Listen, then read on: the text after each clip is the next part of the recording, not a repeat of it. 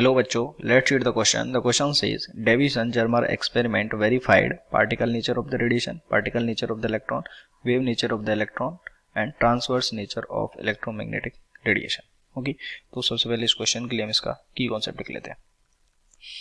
और इस क्वेश्चन के लिए जो इसका की कॉन्सेप्ट है, की कॉन्सेप्ट, ओके, इसका जो की कॉन्सेप्ट है that is Davison-Germer experiment. Davison-Germer experiment, Davison-Germer experiment. Okay, तो सबसे पहले हमको समझना पड़ेगा Davison-Germer एक्सपेरिमेंट क्या था। तो इसको समझने से पहले हमको समझना पड़ेगा कि जो Davison-Germer एक्सपेरिमेंट था वो क्या था।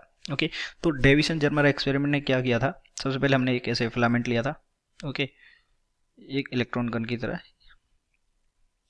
ये फिलामेंट था, यहाँ से इलेक्ट्रॉन निकलते थे। ओके, यहाँ से इलेक्ट्रॉन निकलते थे और यहाँ पे एक एनोड का बना होता था, इसमें से इलेक्ट्रॉन एक्सेलरेट होते थे और सामने एक निकल टारगेट रखा था। एक मेटल टारगेट था और ये किसका था, निकल का था। तो उसके बाद क्या होता था, यहाँ से जो इलेक्ट्रॉन है उनका स्कैटरिंग हो जाएगा, उनका इलेक्ट्रॉन का स्कैटरिंग हो जाएगा। और मान लीजिए स्कैटरिंग होता है एंगल फाई पे, तो यहाँ पे क्या लगा है, एक मूवेबल कलेक्टर लगा होता था। ओके, यहाँ पे एक मूवेबल कलेक्टर लगा होता था इस तरीके से, ये एक मूवेबल कलेक्टर लगा हुआ है। तो यहाँ पे ये क्या हो गया, ये हो गया फिलामेंट। फिलामेंट ऊपर एक यहाँ पे कहीं पे एक सर्किट बना है। ओके, ऐसे ही एक सर्किट बना हुआ है, ऊपर यहाँ पे एक सर्किट बना हुआ है, ये हो गया नेगेटिव, ये हो गया पॉजिटिव।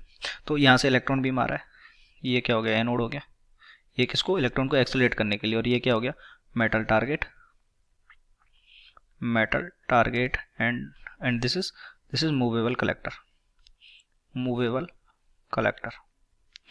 तो इसमें होता क्या है बेसिकली, जब मूवेबल कलेक्टर काम क्या होता है कि जब इलेक्ट्रॉन की स्कैटरिंग होकर इलेक्ट्रॉन बीम इस तरीके से इधर आएगा, तो ये जो, क्योंकि इसमें जो फाई का एंगल है वो तो डिफरेंट हो सकता है, तो ये क्या करेगा, मूव करके उसको कलेक्ट कर लेगा। तो सबसे पहले अगर इसमें हम देखा जाए कि अगर इस जो ये स्कैटरिंग एंगल फाई था, तो अगर इसके बीच में और नंबर ऑफ इलेक्ट्रॉन्स के बीच में ग्राफ बनाए तो हम देखते हैं, ये यहाँ पे हो गया क्या, नंबर ऑफ इलेक्ट्रॉन्स और ये स्कैटरिंग एंगल फाई। अगर इन दोनों के बीच में ग्राफ बनाया जाए तो यहाँ पे पता चलता है कि इसमें एक जो पीक आता है, ये जो पीक होता है ये कितने एंगल पे आता है, ये एंगल आता है फाई इक्वल्स टू, फाई की मतलब वैल्यू अगर 50 डिग्री हो तो यहाँ पे पीक आता है, और इस पीक पे जो वोल्टेज होते हैं वो कितनी होती है, 54 वोल्ट होते हैं। ये एक फैक्चुअल रिजल्ट था। और ये ऐसा क्यों होता है, क्योंकि इस जगह पर जहाँ पे फाई इक्वल्स टू कितना है, 54 डिग्री, सॉरी 50 डिग्री है। ओके, जहाँ पे फाई का वैल्यू 50 डिग्री है, ओके, वहाँ पे क्या हो रहा है, वहाँ पे इस जगह पे होता क्या है, इस जगह पे एक इवेंट होता है जिसको बोलते हैं हम constructive interference, constructive interference.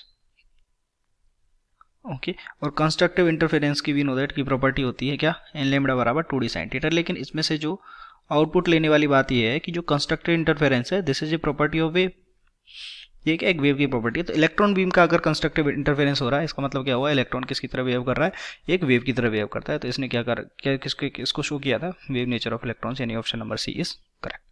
I hope you understood it well, best of luck.